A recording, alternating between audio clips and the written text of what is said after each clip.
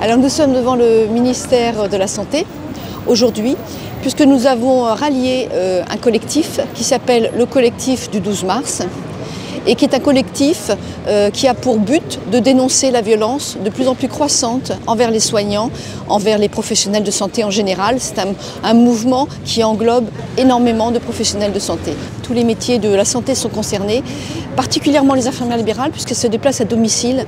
Et à domicile, on se retrouve vite en huis clos, avec une possibilité assez difficile de pouvoir partir. Et le problème est le suivant, c'est que nous n'avons pas, en tant qu'infirmière libérale et en tant que libérale, la possibilité d'arrêter un soin en cas de danger, à moins de trouver un cabinet d'infirmière libérale qui puisse nous remplacer. C'est ce qu'on appelle, et c'est dans notre code de santé publique, l'obligation de continuité de soins.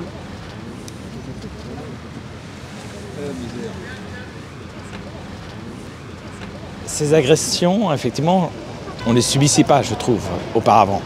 Et effectivement, ces dernières années, avec ce sentiment que la santé, c'est quelque chose de gratuit, que tout le monde a droit à ci, à ça, que tout le monde a droit à son arrêt de travail, tout le monde veut avoir sa prescription de biologie, tel médicament et tel autre, ne veut pas être examiné parce qu'il considère que ce n'est pas nécessaire, ben oui, il y a une certaine appréhension, parfois, d'aller au travail. J'arrive, moi, à la gérer, mais j'ai mes collègues qui sont dans le même cabinet, qui sont plus jeunes que moi. C'est des questionnements importants.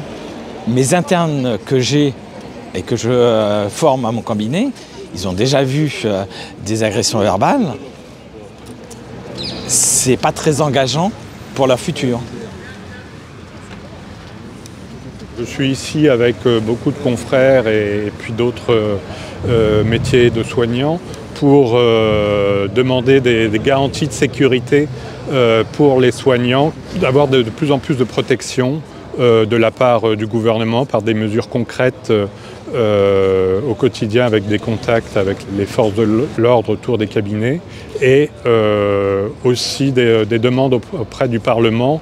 Il y a notamment une proposition de loi qui attend au Sénat pour rendre comme un facteur aggravant les menaces vis-à-vis des soignants et de protéger les soignants qui porteraient plainte. C'est ça qui est terrible, on ne se sent pas soutenu, c'est tout. Et vraiment là, cette agression, ce jugement entre guillemets qui est absolument scandaleux.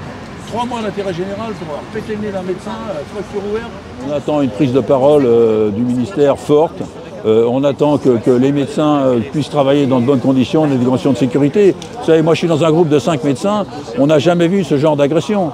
Parce que les gens qui agressent, finalement, c'est des gens qui ne sont pas très courageux. Quand il y a du monde, il faut permettre aux médecins de travailler dans des groupes monodisciplinaires avec du secrétariat présentiel et faire en sorte que ces gens-là peuvent accueillir les patients dans de bonnes conditions pour pas justement être victimes d'agressions parce qu'il y a du retard à la prise en charge des patients. C'est ça qui est important.